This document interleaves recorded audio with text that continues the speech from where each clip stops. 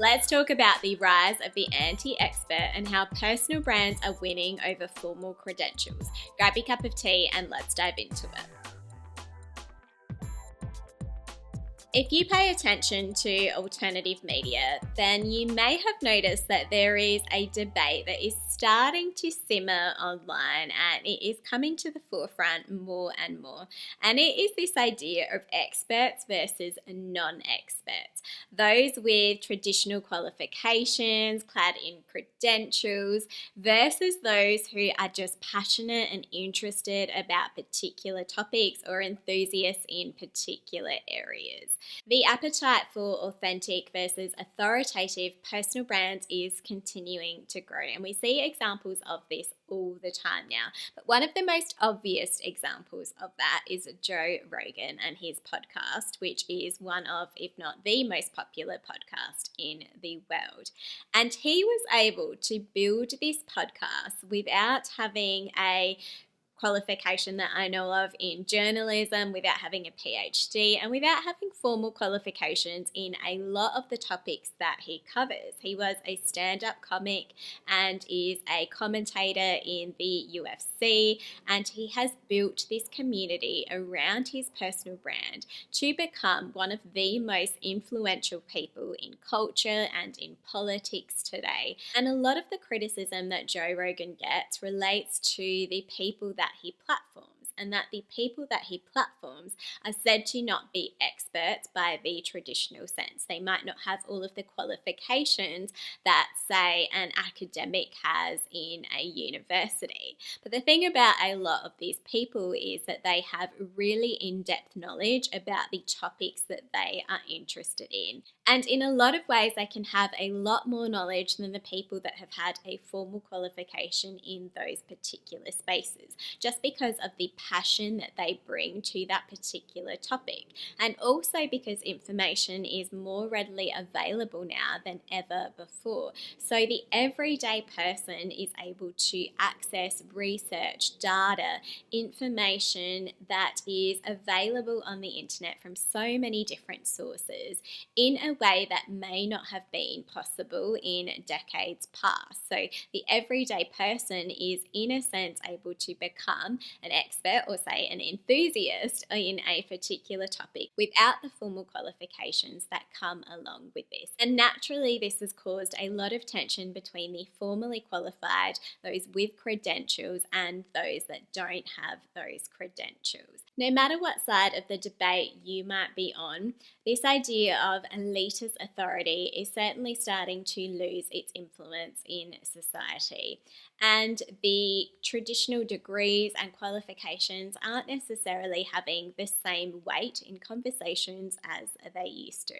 So let's talk about why this idea of the anti-expert is starting to gain traction and some of the ideas that you might be able to take from this. The first feature of the rise of the anti-expert is experience over expertise.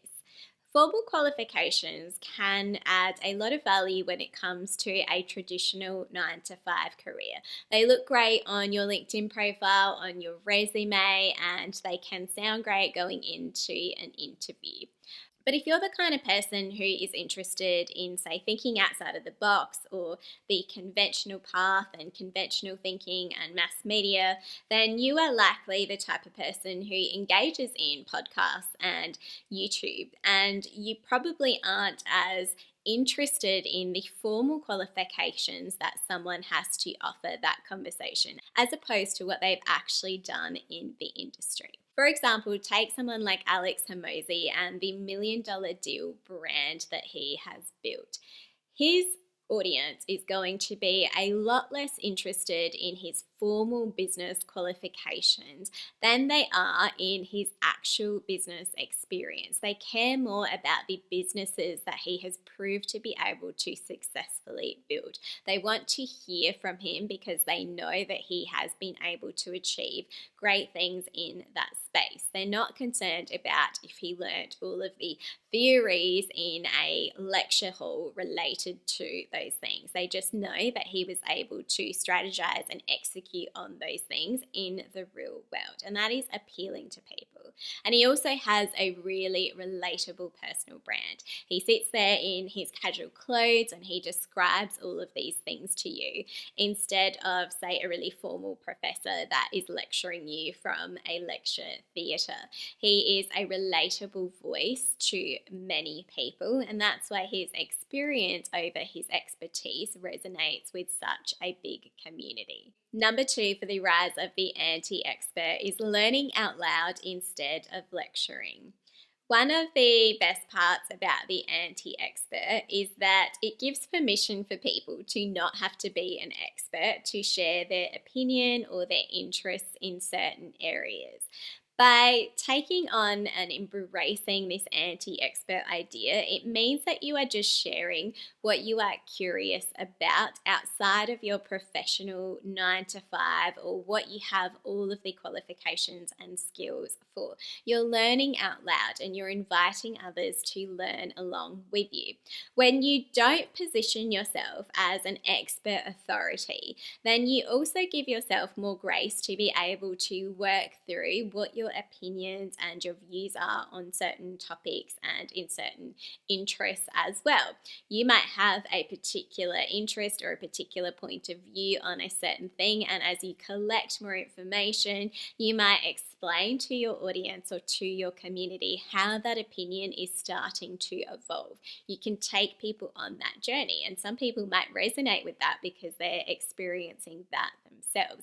Again, this shows a really relatable way to be able to build your expertise and your interest in a particular area, as opposed to, say, just having had a qualification or having those formal credentials and just feeling like you are lecturing people on that.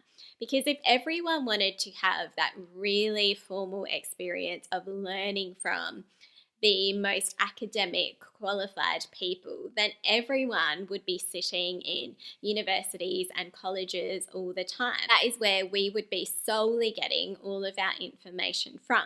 But the fact that we are more and more engaging in YouTube channels and in podcasts shows that we are seeking those more relatable voices and people that we feel like we can have a stronger connection with, as opposed to those more formal authorities. And to think outside of your professional personal brand for a minute as well, this could also be a personal interest that you have just in topics that you are interested in certain fields. For example, this idea of internet sleuths seems to really be taking over the cultural space at the moment. And this is really prevalent with Instagrammers, YouTubers, TikTokers, and people on X too. And what is really interesting about this is that a lot of the people that are a part of this space are contributing to the conversation around, say, certain controversies or scandals, or even what is sometimes deemed as conspiracy theories. And they are often weeks in advance of mass media and traditional media. They're scooping that before people that have multi-million dollar budgets and some of the biggest names in media behind them in the traditional sense. So it's really showing the power of that citizen journalism and that anti-expert influence in the community. And whether you are building your personal brand related to your professional interests or your personal interests, I really love to adopt the advice of Gary Vee and his mantra to document, don't create. And again, I think this takes a lot of the pressure off for the anti-expert, because this isn't about publishing, say,